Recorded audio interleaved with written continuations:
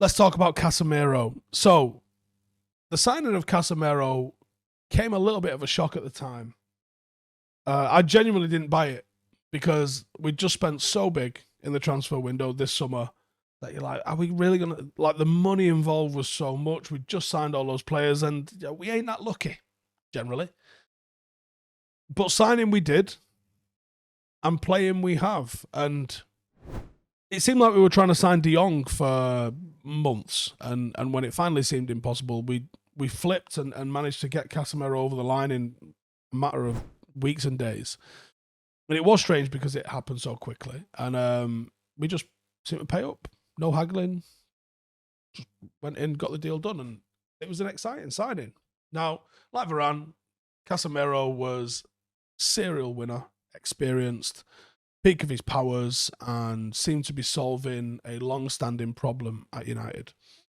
We were dying last season for a proper defensive midfielder. For the last few seasons, for a proper defensive midfielder, people were just tired of McTominay and Fred. And despite the defensive attributes that they had, undoubtedly, they were not good enough in possession. And that led to lots of problems ahead of the ball in the team. And he had a quiet start, partially because McTominay was in good form and partially because the little cameos he were getting, he wasn't really pulling up trees. And even the start he got against Sociedad wasn't really pulling up trees. But since he's actually been playing, oh my good God, he's been unbelievably good. And for a number of reasons and a number of seasons, we've had a real problem in that sort of number 6 defensive midfield position and role. When Ander Herrera left and Matic seemed to get old, United hadn't really had someone that would do the simple graft that role demands, but with the degree of quality on the ball that Matic or Herrera had. We had someone that could sit in there and screen and run about and tackle, but there has to be both sides of the coin, and we didn't have that. Matic had loads of positive attributes to his game, but injuries and just Premier League intensity seemed to just limit how good he could actually be for United at that period of his career. And despite the odd really good game, typically in the bigger games, City and that, Fred and McTominay were just never good enough to be able to do the defensive duty when required, but also be a progressive ball-playing midfielder when we come up against the opposition that we struggle against and we struggle breaking down and, the teams that we're expected to beat. Casemiro is finally that top-class holding midfielder signing that we have been crying out for. And he's better than I could have hoped he would be as well, this early in. Against Everton and Spurs, we saw what he brings to the team. Vital in shifting the ball between attack and defence. Great passing and even dribbling ability.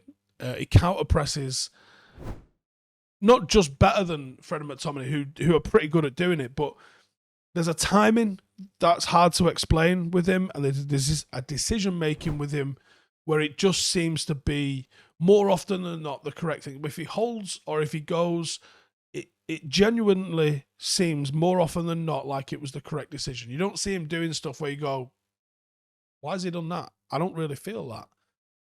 Versus Ammonia and Everton, he made 41 challenges.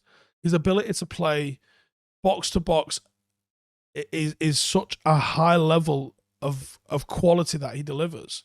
He strikes the ball well. He was unlucky with a shot against Spurs. He gets involved with the quick one-touch passing in and around the final third. He breaks up play like nobody else in this side. We won 8 duels against Everton, or he won 8 duels against Everton. He reeks of passion and fight. He puts in big challenges. He's got a calming influence on the team. He just seems to be rubbing off on everybody else. Like, he made Fred look good against Spurs. And against Spurs, actually, he had an 85% pass accuracy, 70 touches, 10 ball recoveries, 4 ground duels won, 3 out of 4 long balls completed, and 2 interceptions.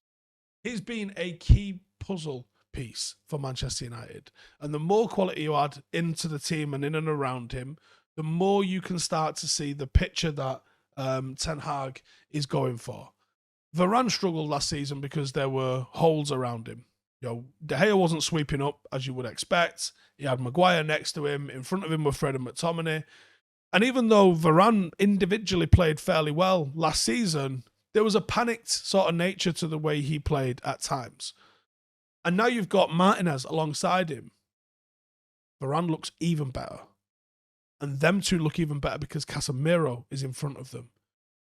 We've got a back four now and a defensive midfielder that we are confident in. That little three, Casemiro, Martinez and Varane, are as good as any in the league. In fact, they're making De Gea seem better. They seem to have rejuvenated Shaw. Bruno looks better. Rashford's stepping up and coming out of the funk that he's been in for the last 18 months.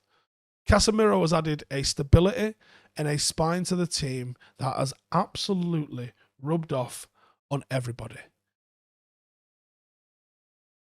I don't know how many years we're going to have him. I don't know how long we're going to be able to keep him performing at this level. I don't know if this is a 3 or 4 or less years sort of deal with him. But I have to say, it's a joy watching him at the moment. For some of the younger generation who maybe didn't see Roy Keane, there was probably 3 versions of Roy Keane that Manchester United saw. The early 20s Roy Keane, the lad that we signed, the one that sort of powered through the 90s. That was a very all-action Roy Keane. And there was a little bit of that youthful exuberance that McTominay's got about him where he just sort of charged around the place. But there was a decent quality to what he was doing. You know, we didn't break a British transfer record for nothing.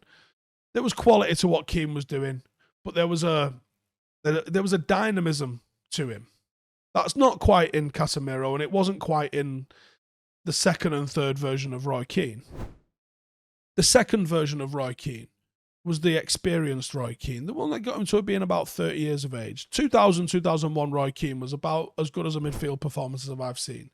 And when I look at what Casemiro does, there's nothing spectacular in there. And there was nothing spectacular about what Roy Keane brought to the central midfield as well. And I think because people underestimate the simplicity and the ability to keep things simple, they overlook how good those players are. What Roy Keane would do would be to win possession and to make a simple 5 to 10 yard pass and keep possession. And it sounds like such an easy thing to, and that's what Vinnie Jones did. But he didn't do it to the level of composure and quality that Roy Keane did it. And Roy Keane's sometimes labelled as some sort of thug who just charged around the place screaming at people and asking for better standards. And he did do that. But he was also a hell of a footballer. Roy Keane would put the right ball at the right pace to the correct foot for you to be able to take it forward and do what you need to do with that pass. And I see the same thing in Casemiro. I see him, not the youthful, exuberant Roy Keane that would be charging into tackles.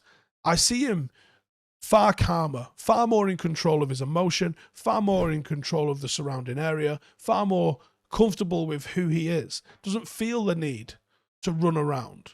Can walk around the pitch a little bit because he's in control of what's going on around him.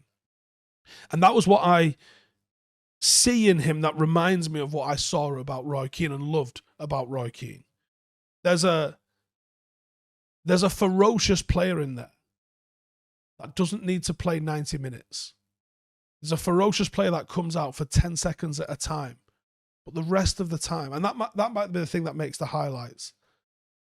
But for the rest of the time, he's a calming, almost flawless influence on the team. He keeps it simple. And keeping football simple is one of the hardest things to do. And that's what Casemiro has brought to that midfield of Manchester United. Fred and McTominay were basic. Basic isn't simple, and simple isn't basic. Being able to break a line with a pass is simple, but it's hard to do.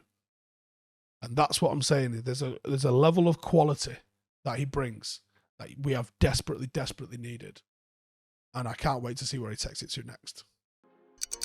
Hey, thank you for watching the video. If you are new around these parts, then don't forget to subscribe. My channel is proudly supported by my community on Patreon. If you'd like to get a little bit of extra content, a Discord group, meetups, five-a-side games, weekly podcasts, behind the scenes, and even an occasional bit of transfer news as and when I get it, then for the price of a pint, you can show your appreciation for the content that we make and get some goodies for doing so as well. Check the link in the description or click the button right here. You'll also find all of my socials here too if you want to follow me on any of those platforms. Nice one.